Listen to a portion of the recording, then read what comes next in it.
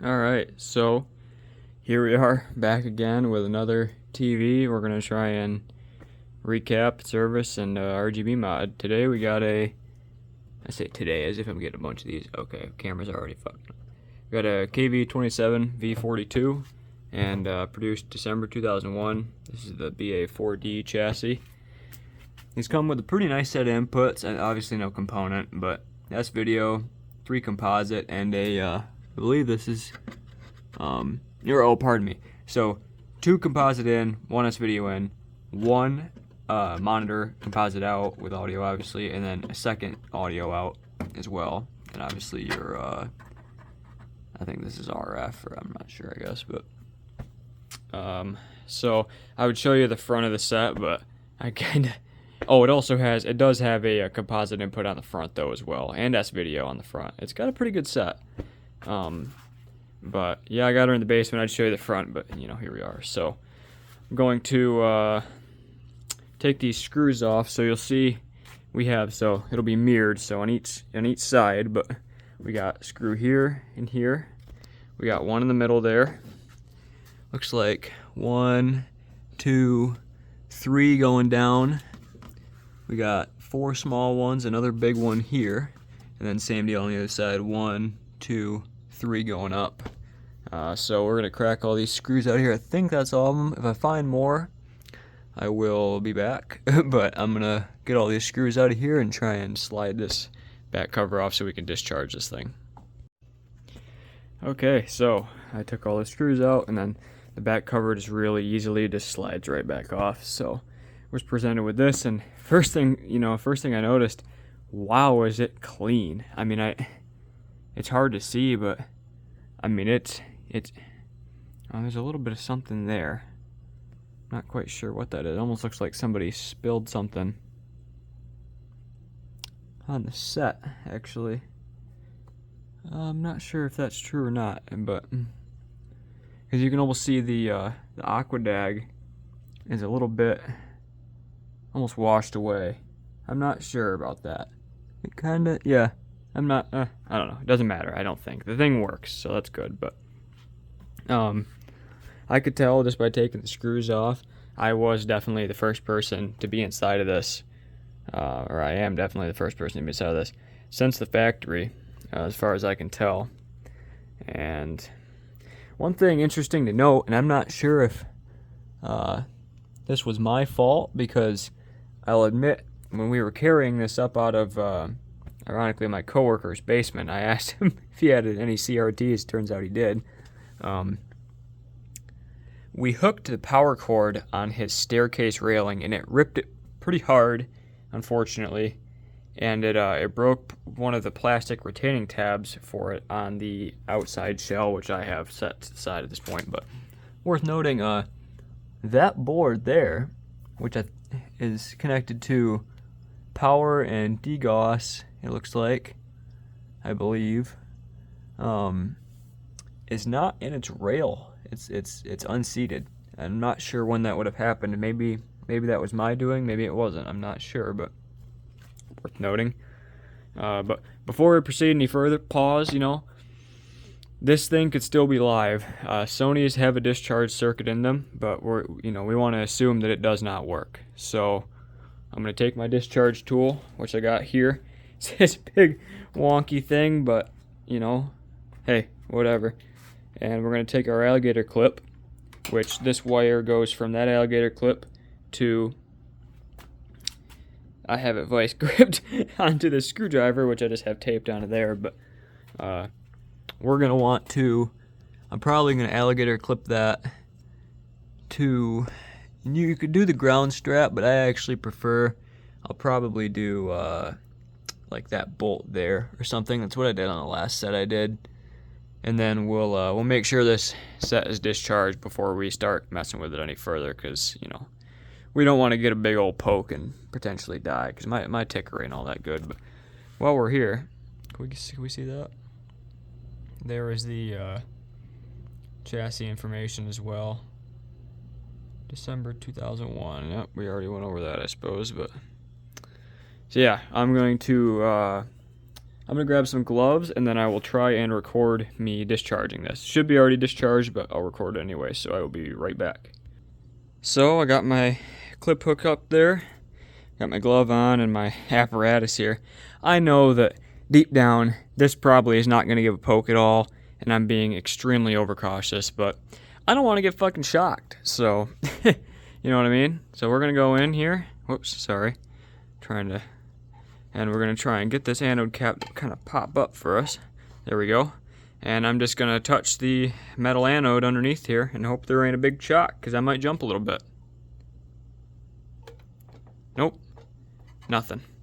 I don't know if I can see it on camera. Probably not. No, not really, but I am tapping that anode, and nothing's happening, so I think we're good, as far as I can tell anyway. I mean, I'm poking it, so I think we're alright. I'm actually going to go ahead and try and pop that off right now, but we'll take this off and see how this goes. It's always scary doing this. I know it's fine, but so ideally when you do this, you want to take and kind of, I almost need to have my glove off for this because it's also really dirty, but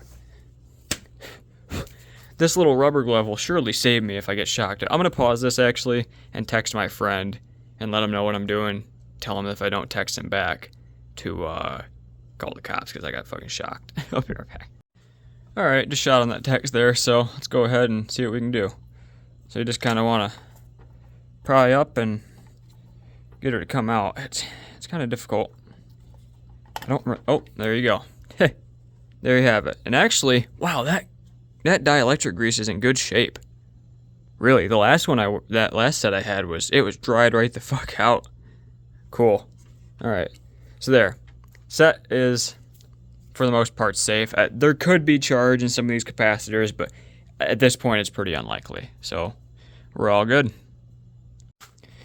So now that we have discharged the set, we can start to, and I've never, oh, there's the tube. Focus. Oh, come on. There's the tube model. A68LM L50X. Pretty cool. So it looked like these, I guess these are just part of the chassis. I don't really know. I think these speakers are supposed to come off in some way, but I'm almost scared to try. I might just leave them be. But yeah, we're going to try and, sorry for the camera work. I'm trying to look myself. I'm going to try and see what all I got to unplug, you know, and I'm going to try and document. So for instance here, we can see our degauss wire, I believe that is. And then the main power plug as well. So we're going to unplug those, obviously. I'm going to slip that little board out of there because I'm curious. So me from the future here, that power board, because I didn't mention it in the video, so here's where it would have been, you know, here's where it is still. That power board has two white standoff like things that come up through the board and hold it in place as well. So like they come up through like little spears. I don't know if it'd be stalactites or the other one, probably the other one that I can't think of, but like the ones that come up from the ground. And they have a little, one side of them has a little white, the whole thing's white, but a little locking like nub you gotta push in, and then you can pop it up off of there, like it lets it come out. You'll see if you go and do it, but I forgot to mention that, so don't just go heave-hoeing on the thing because you'll rip it apart. But yeah, there we go. Bye-bye. And then yeah, we're just gonna start unplugging stuff. I'll try and document it, but I'm gonna set this down so I can get a good look at it myself, and then we'll go from there, because I honestly have no idea what the internals of this thing looks like. But there is stuff buried way back in there. I am not quite sure how we're gonna get to that yet, but we'll figure it out, I suppose. Okay, had to stop. I'm getting ahead of myself. I was gonna outpace the video. I took the power board out where the power goes in. Basically, we're just doing a lot of unplugging, but I wanted to document this because this is something I haven't done But I couldn't figure out how to get the, I think it's the ground and the hot off of the flyback, coming off of the flyback there. I could not figure out how to disconnect them from this neck board. It was not nearly as easy as the last one I did. So what I ended up doing is I took, sorry, I'm just trying to not drop that. I took the entire neck board off, and this is basically just press fit on there on this model at the very least. There's no epoxy. You just slowly just wiggle it off. It really take your damn time. It took me longer than what I thought it would. It's a really tight fit, but it will come off. And so I took that off, and then I'm sliding this main board, it's the A board, this main board out. Excuse me. It's worth noting that it's retained with this initially, so it actually locks in. I slid it out too far for you to see, but this little tab here locks this board in. So what you have to like pull and pull this at the same time to get it past that tab, and now this moves well, maybe actually I didn't move it. I don't know. It's you slide it out of there. It's on rails, but it's just a game of unplugging everything and, you know, seeing where it goes. And honestly, it's too hard for me to document that, but that's pretty self-explanatory. Just take a lot of pictures. Like, the pictures are worth 1,000 words. You know, I'd just take pictures of where everything is when you pull it out, or videos. I record videos for myself. Like, aside from this one, I've been recording them for myself, so I know where stuff goes. And yeah, so yeah, I don't know. I'm gonna keep disassembling this and try and get these boards out of here, and then we'll go from there.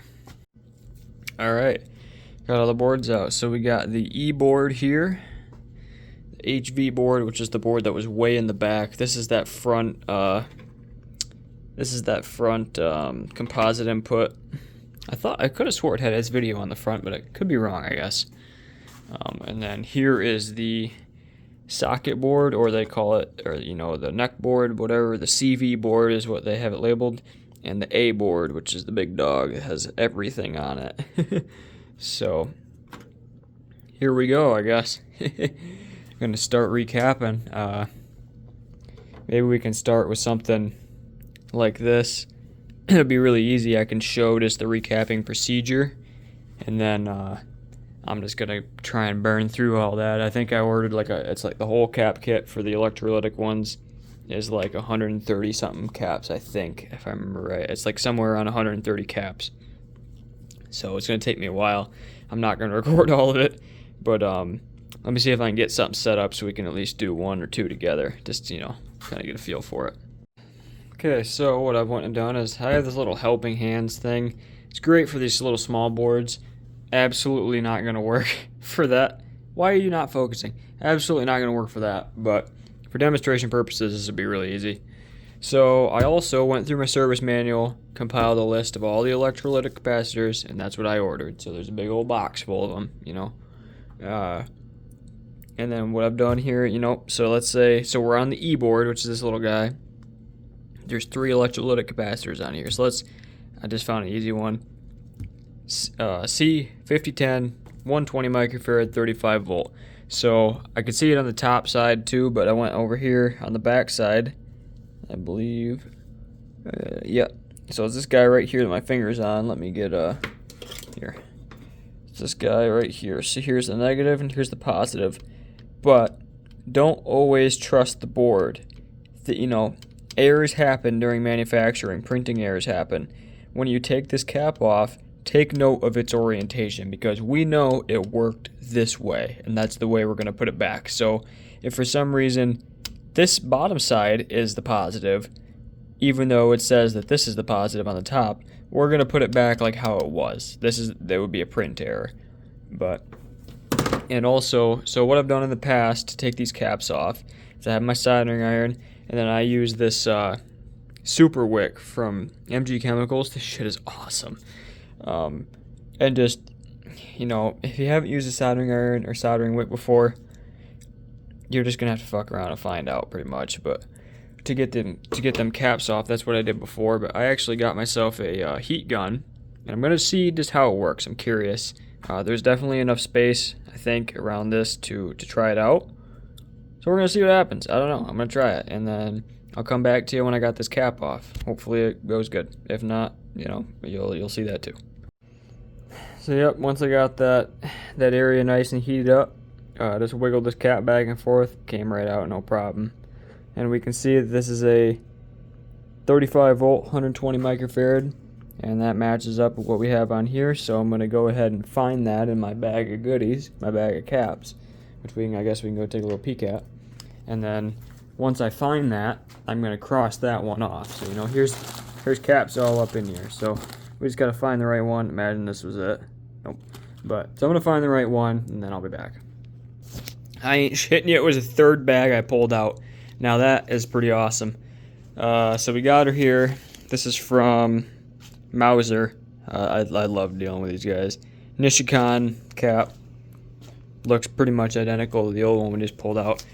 You're going to want to get a drink. Something tasty like that. Oh, take a drink of that. And we're going to pull this sucker out and see what we can do. So, something worth noting that you're going to gotta watch out for.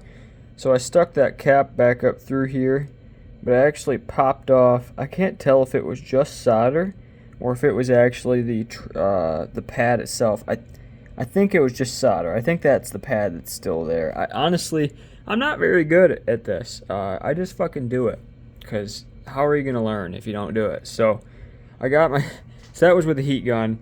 I got my soldering iron heating up here. It's actually already heated up. And then I'm going to try and, well, I can't do it. I'm going to have to just pause the video. But basically, you get each one of these legs and the pad that it's trying to go into hot with the soldering iron. You just touch them, you know, and then just feed your solder into it and then let her go and let the soldering iron go, and it'll cool off. And then your cap is halfway soldered, and you just do the other side. And then I got a pair of snips, or, you know, really I call them dikes, but got a pair of snips there. Just snip off the excess. You see how tall, them legs are? I mean, they're freaking huge. So you just snip off the excess once you're done. But okay, hold on. Okay, so just blasted those two on there. You can see the fresh solder. Now we're just gonna come through with my dikes and just snip the legs off. Just make sure they actually come off and they don't just lay on the board. You don't want to, you know, somehow accidentally miss that and then it somehow jumps a trace or whatever when you put it back together. And there you go. You know, I ain't no professional. I ain't even close, actually. I'm barely even intermediate. But there's a replace capacitor. And now we're just going to do that 130 more times, or however long I decide I'm doing this until I get bored, or however long it takes me to get belligerent, and then I'm going to call her a night. So that's probably going to be the rest of my recording for tonight, and then hopefully tomorrow or the next day when I get these caps done, we can start the RGB mod and then the reassembly. Smart person would just do the caps, put it back together, and see if it works, because that's how you're supposed to do things. I'm not that smart. I'm not going to do that. I'm just going to fucking do it all at once and throw it back together. So we'll see you all in the next clip. It'll be just a second for you, but it might be a whole day for me. So bye-bye. That was a close one. I was getting too ahead of myself. I almost ran away with it without recording. I almost forgot. I almost forgot. Let me shut this fan off. That was close. So here's where we're at. Replaced a whole bunch of caps. Didn't do all of them, I'm gonna be honest. I'm not doing shit like the audio circuit, like the audio amp and like some other stuff, but I did all the power supply, you know, should be all the high voltage stuff and kind of the bigger caps as well. I'd say I did, I don't know, 30, 40 maybe. There's a couple that I dropped and stuff too, but there's that. And then yeah, so when you if you do your RGB mod through Sunthar and you get his Mux board and his RGB kit, you'll have to let him know your specific model when you order the Mux board. Excuse me. And then he'll send you the corresponding, well, for one, he'll send you your board, which, let me get this off of here without trying to drop it. Hold on. So he'll send you this board, and it will come basically half built. Mine had this one diode by my finger here attached to it, but I had to solder it on. The SCART connector, this, you know, the big guy here, only has 2 of the pins soldered. It's just to hold it. And then same thing with the I really don't know what you call this, but the 10 pin here, that I think it's like an IDE connector or whatever. Same deal, only had 2 of the pins soldered, so you have to solder all of them yourself, which, if you're doing this, shouldn't be a big deal because, oops, I almost dropped that, on bad. You're going to be doing a lot more precise soldering than this. Like, this is nothing compared to what that kind of gets into, but, so, then, what else comes in the package? You get your assorted resistors. So I have 3 75 ohm resistors, which will be for the red, green, and blue signal. So that corresponds to one of these. You know, I don't know what one it is offhand, but let's say it's R2, 6 and 3 or something like that. And then so that's where we put those. Same deal with the 1Ks, and then potentially the same deal with the diodes. I'm not sure quite yet. I haven't read through all of it yet. I've just got going, and then I remembered to pick up the camera. But so you have to solder.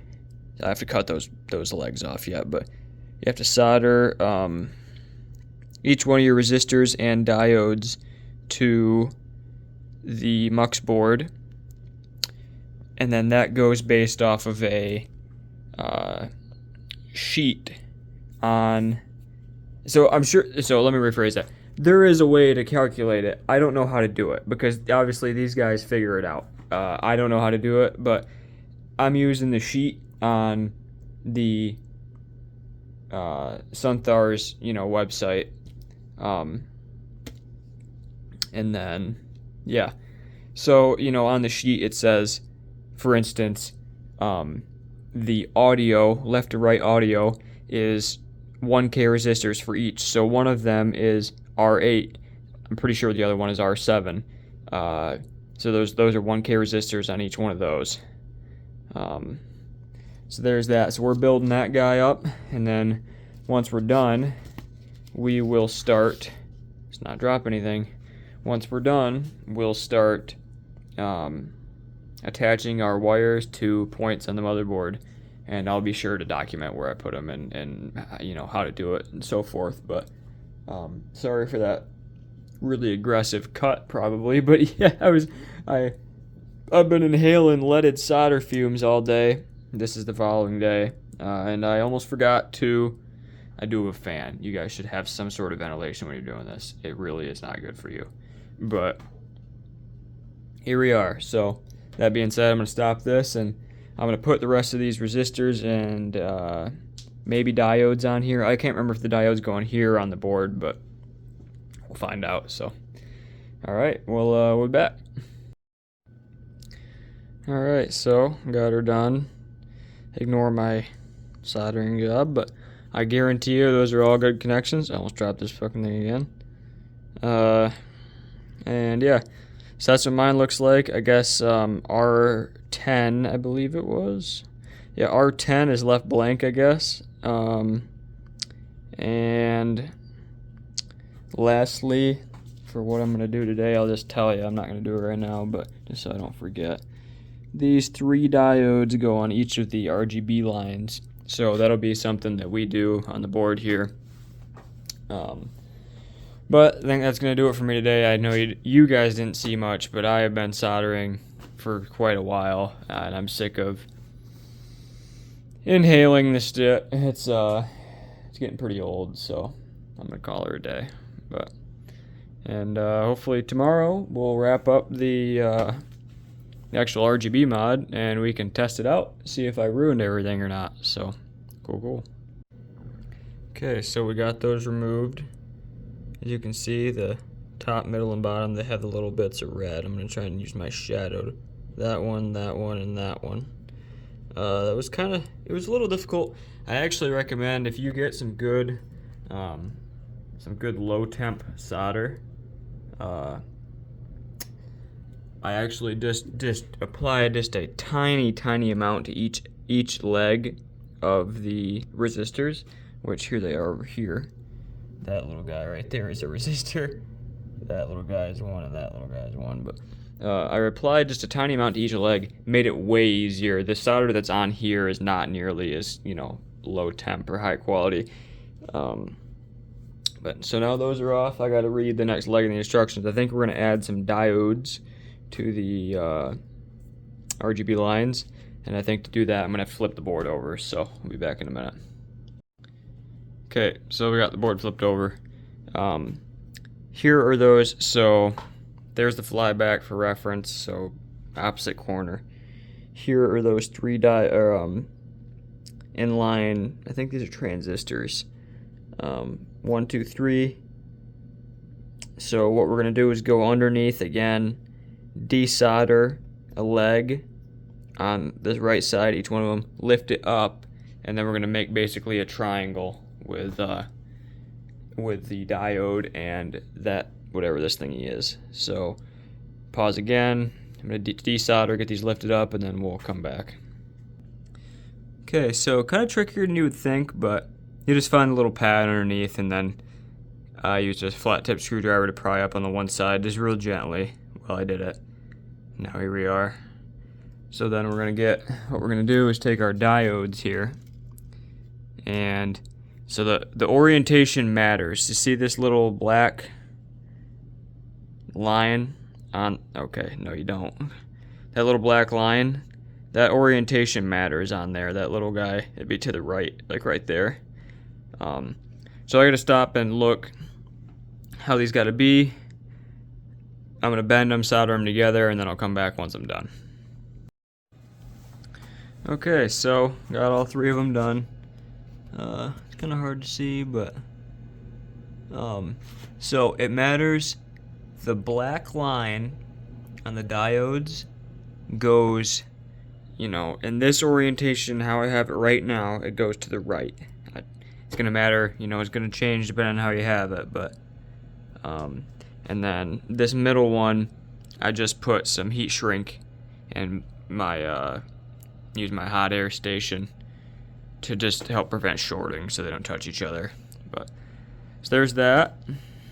Now on to the next thing. Okay, so we're back on the other side. Those three diodes that we just added, it's worth noting, that was the opposite side of the resistors we just took off. So I didn't realize that, but so then we're going to add our RGB wires. So the top one, this point here, is going to be our red.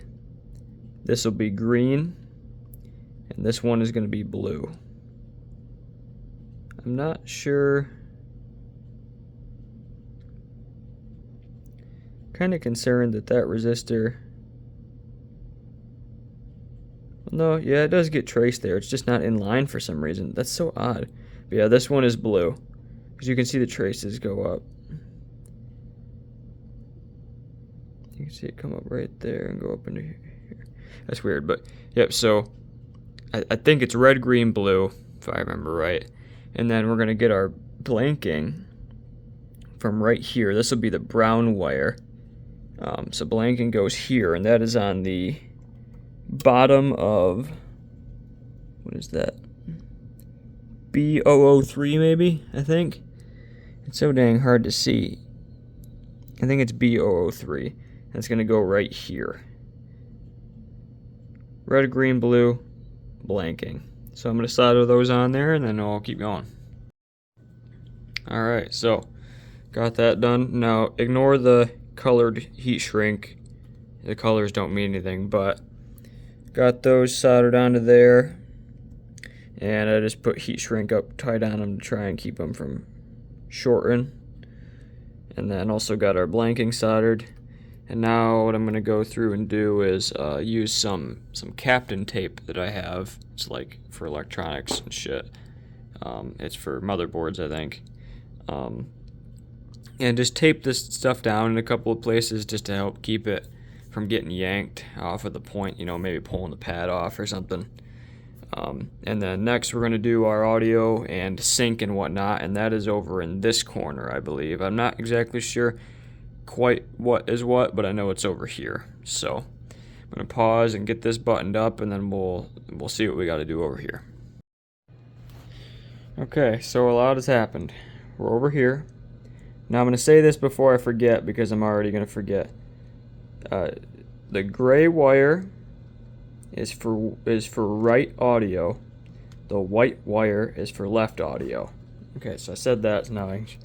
So I know it's confusing with the heat shrink, but this is the gray wire, and it goes to that point there. White wire to that point there. Up here is a ground that I have the black wire on. This is also attached to that ground. This orange little jumper I made is on that pin there. See that one there? And that is the S-Video detect, so I should no longer have to have S-Video plugged in to actually get sync on, what would it be, Luma for S-Video? Sync on Chroma? Sync on Luma? I don't know. Sync. So then also another ground, purple, another ground right here, and that is point, can't even hardly read it. I don't know. It's right there though. A lot of this, I just went off the picture on Sunthar's website. I just did this basically with like a visual, and that was it. I don't know what a lot of these points are called, but so with that, like that, I think that should be everything. Oops, that was probably not good. I think that should be everything wired up. Oh, I guess I forgot yellow. Duh. So yellow is our sync, and that is on, you know, if you're looking at it like I am, it's the 5th pin down. So 1, 2, you know, 1, 2, 3, 4, 5 is sync on, is sync, which is the yellow, and this is actually yellow. Don't let the heat shrink confuse you. I know, but I think I did it all right. Oh, and then also, apparently, as far as I could tell, this orange wire, hold on, sorry, this orange doesn't even get used. So what I did was I heat shrinked over the end of it, and we're just gonna kind of type it up with the rest of them, I guess. Apparently it doesn't get used. I may even cut it off, but we'll see. So I'm gonna try and kind of tape all this down and figure out how I'm gonna route this, and then yeah, I guess that's that. We're gonna see. That's pretty much everything done. I just gotta did I show the completed? Yeah, I showed this. I just gotta trace and cut out my SCART in the back of the shell, but I think before I do that, I'm gonna try and reassemble everything and see if it works. I'm just gonna dry plug this in, and we're gonna see what happens. I'm not really sure if it's gonna go good or not. I was drinking when I did a lot of this, so, but yeah, we'll see. Okay, so pretty much I forgot to record again, but I wouldn't have been able to do much anyway. You just do it all in reverse order. I mean, you know, you should be documenting what you're doing when you're taking this apart. There's a lot of damn wires in this thing, but just do it in reverse order, and then putting the neck board back on. You know, it's as simple as just lining it up and just wiggling it back on. It went back on 20 times easier than it came off. It was super easy. And then the only other thing to note is I am actually going to leave this unplugged. So on this model specifically, and a couple others, they have the velocity modulation circuit, they call it, which is like, it's supposed to improve the picture. It doesn't work that good for pixel art games like, you know, the old Marios, so just going to leave that unplugged so it doesn't do it. But something cool I noticed, I didn't notice this at first, but only one convergence strip in this thing from the factory. That's pretty wild. One convergence strip, couple of magnets, but damn, you know, that's pretty damn crazy. All the wedges are still there.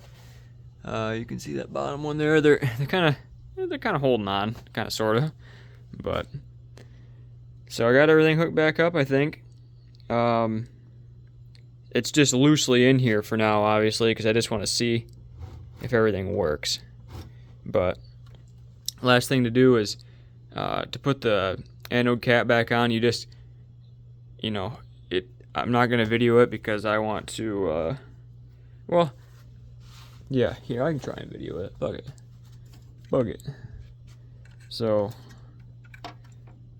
take your dealie here, and I'm just going on like such. This must have been at a weird ass angle before. I guess it kind of was, wasn't it? Sorry, I'm doing a bad job videoing it. I'm just trying to actually do it.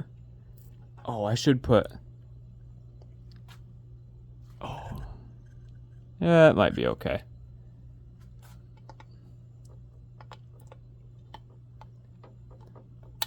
Just like that. Did you hear that? I hope I got that. You just kind of got to wiggle it in there. You know, kind of start on one side and then go to the other, and just like that, we're in. I was going to replace some of that dielectric grease, but I think it'll be okay for now. I just want to test. It's fine. I may not even replace it at all, but I'm going to push this board the rest of the way in, and we're about to see what happens. We're about to see if this thing turns on. I'll be sure to record it, so. Okay, lights off for this part, because I only got one plug here, so I'm switching it around. I'm too lazy to grab a power strip. We're gonna hit power. I'm like leaning across here. Come on, baby. Okay. Give me something. Ooh. Okay, bad sign. Bad sign. Not great sign.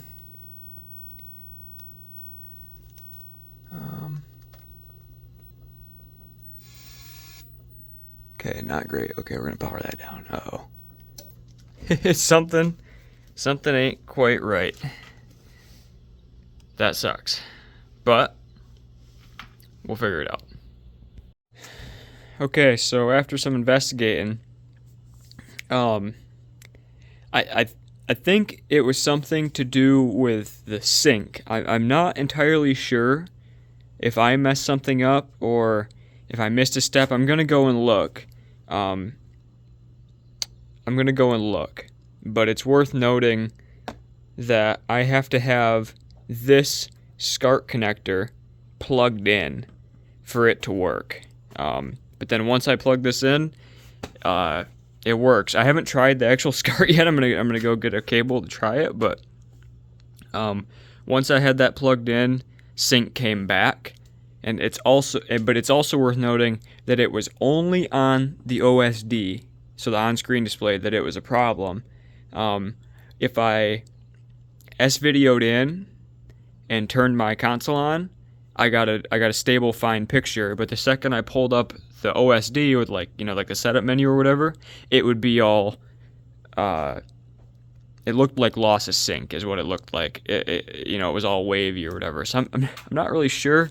Maybe there's something I gotta change that I missed. But either way, I mean, it isn't broken. At first I thought it was broken. It's not broken. That's good. I didn't short nothing out. I don't think it didn't do nothing. So we're good there. I'm gonna go get a SCART cable for my Super Nintendo, and we're gonna see what this puppy can do. I'm hoping it works. All right, hooked up SCART. Let's see what this puppy can really do. I have not tried it yet, so hopefully it works. Ooh, okay, there's some interference. I don't know if it shows up, but definitely interference. Interesting.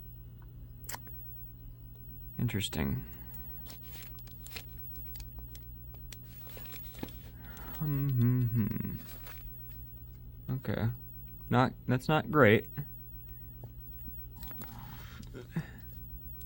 Yeah, you can kind of see it. That's not the camera. That's actually there. That flickering, that's actually there. I wonder what is going on. So I'm actually not entirely sure. I think it might be the fact that I have this sitting on a running freezer. Let's check this out. So right now, let me see. Okay, I mean, you can see that. Really not much. I see, I see some interference, but not much. So now, let's go over here, and I'm gonna set this wire back down onto this freezer, which is how I had it.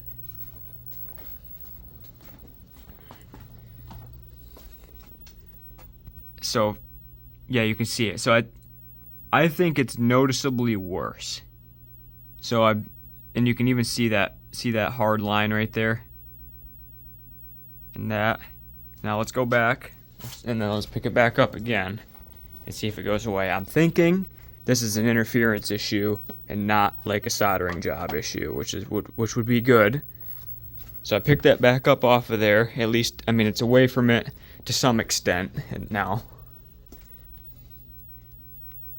It's definitely better. I'm thinking it's an interference issue. So I can't do it today, and I actually can't even do it tomorrow. But Saturday I got a buddy coming over, and I'll have him help me move this thing. And then hopefully that will fix the issue. 'Cause yeah, that's a problem. But looking decent right now, looking pretty good. I'm gonna pause this. So on to the next and final-ish step here. I got to do a SCART cutout. What would have been smarter, honestly, was before I soldered all these SCART pins on here, the 21 pins, I would have taken this off and traced it on here, but I didn't. So I made a disgusting trace of how I want it on here, and I'm going to hopefully use this new Dremel I just got to try and cut that out. The last SCART cutout that I did was borderline like criminal, so hopefully this one will look better, and if not, then I can say at least I'm consistent. So here we go. Well, it ain't perfect, but neither am I, so it's if you've seen my last SCART cutout, you will know I have done worse. We even got both screws in there this time. I'll try and flip this over. Ooh. She's in, bud. She's installed. Good enough for the work we're doing. Looks pretty good, honestly. I mean, not bad. Not bad at all. We'll take it.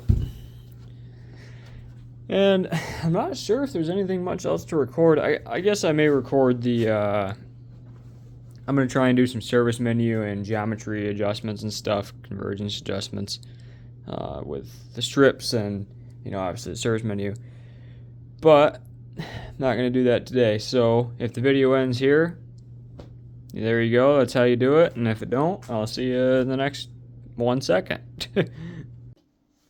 Alright, so I'm just sitting here editing this video up. This is like a week later. This ain't even the same point where I added that other clip in. But got my beer here, and I figured I'd fire this thing up and show you guys some, some after. I'm not gonna take no pictures or nothing. I'm honestly too lazy right now, and it's so hard to photograph the damn TVs and have them look good. But I'll fire this thing up and I'll show you the geometry and whatnot. It ain't been started in a while, so this will be just a true cold start right here. See if we can get her to fire up. She's coming in right now. Here we go. Show me the money. Oh yeah. We're up. It's making a lot of noise.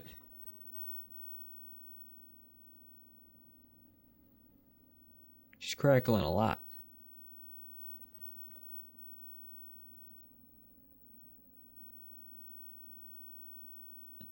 Hopefully that just goes away. I don't know. Well, here, let's turn on the old Super Nintendo. Let me grab my controller. And here we are. We're on, our old boy. Here, let me see if I can...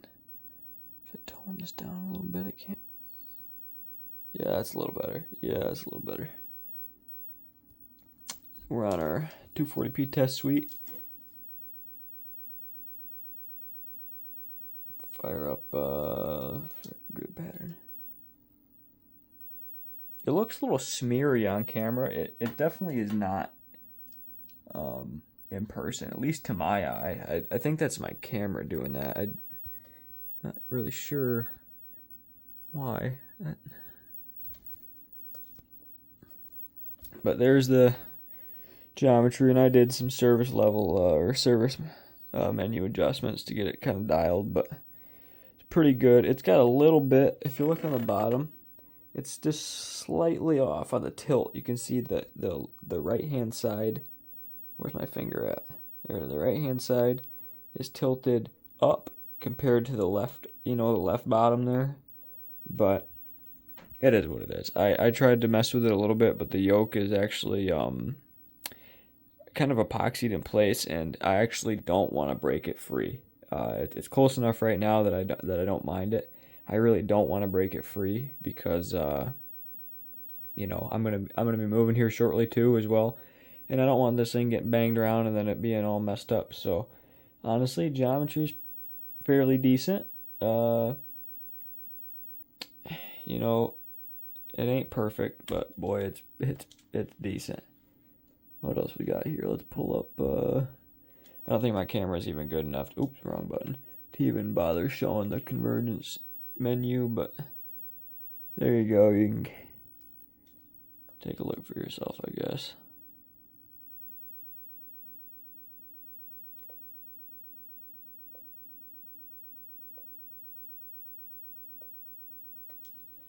See what else we got here. We got yeah, that smearing. I'm not seeing that in person. Or it's definitely exaggerated on the camera. I'm not entirely sure why that is, but I'll do some blank screens. So got pretty good purity all the way across. Got a little bit of a problem up in the corner, but focus. The camera don't even honestly catch it. Reds look good. Green's looking good. Blue looks good.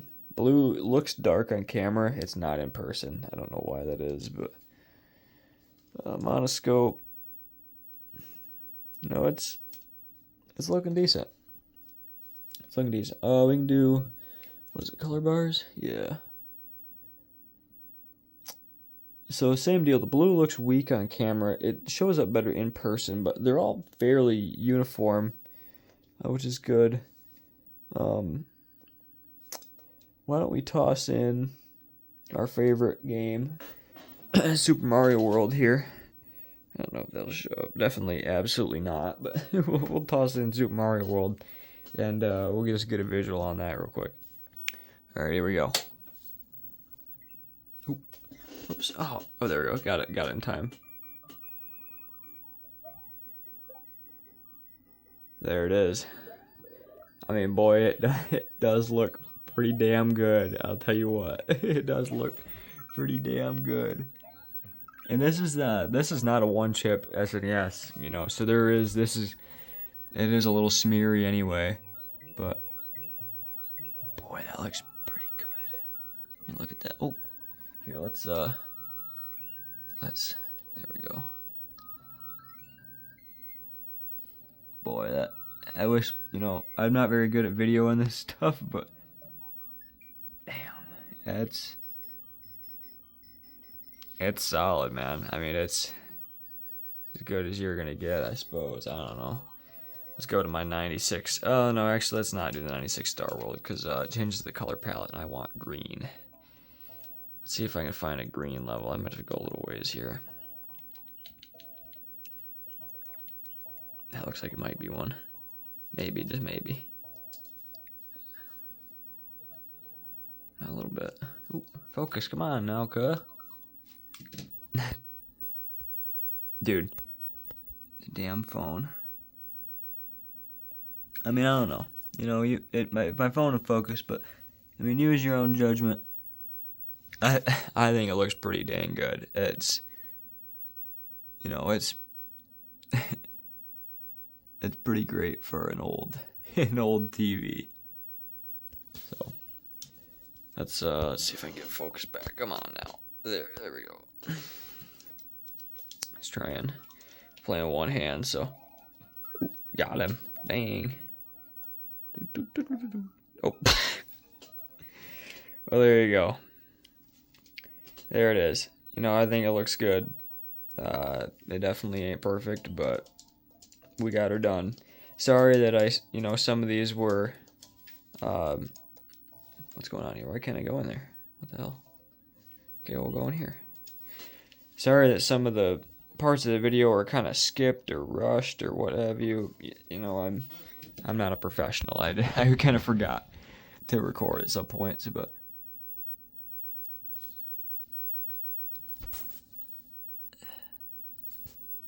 I don't know. I think it looks pretty good. Let's get a frontal on that. Yeah, that's looking pretty solid. But yeah, there. So that's how you RGB mod a KV-27V42. I know it wasn't the best guide ever, but at least it's something. It's a video, and it was done by mostly a novice. Can I mess with the? Is it better if I crank that up a little bit? Not really. It was done by a novice, so anybody can do it. I don't really know what I'm doing, but I did it. So have a drink here. Let me crank that up a little bit so we can see what we're working with. There we go. Have a drink and finish up. Ooh, crank that back down. Finish up this video. I'm gonna add this clip to the end and hopefully get her posted, uploading tonight. So cheers and see you guys. So I guess one last thing. If you want to get into the service menu on these Sonys, what you do is you have the TV off, and then you want to press display. Oh, cool. It turned my damn. That's cool.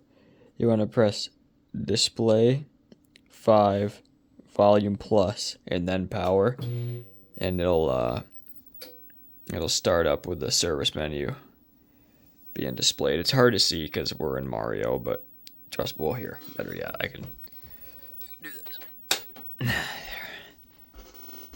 There's your service menu, and you can cycle through it with 1 and 4 changes the options,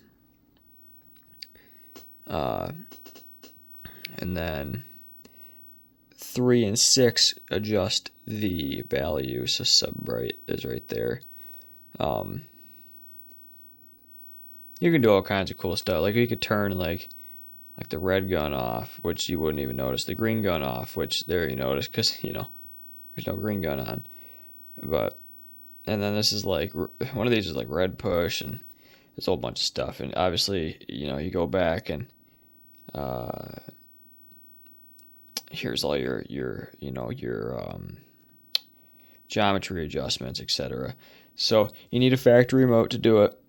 This remote that goes with this TV is a RM Y165. But yes, that's how you get in the service menu. And then to save it, to save your adjustments, you want to press muting and enter, and then that'll save it. And then you want to wait about 20 seconds probably before you shut the TV off after you save it, because it gets kind of wonky. But yeah, that's that. Just make sure you write down all your values before you start changing them, because it's good to have a baseline.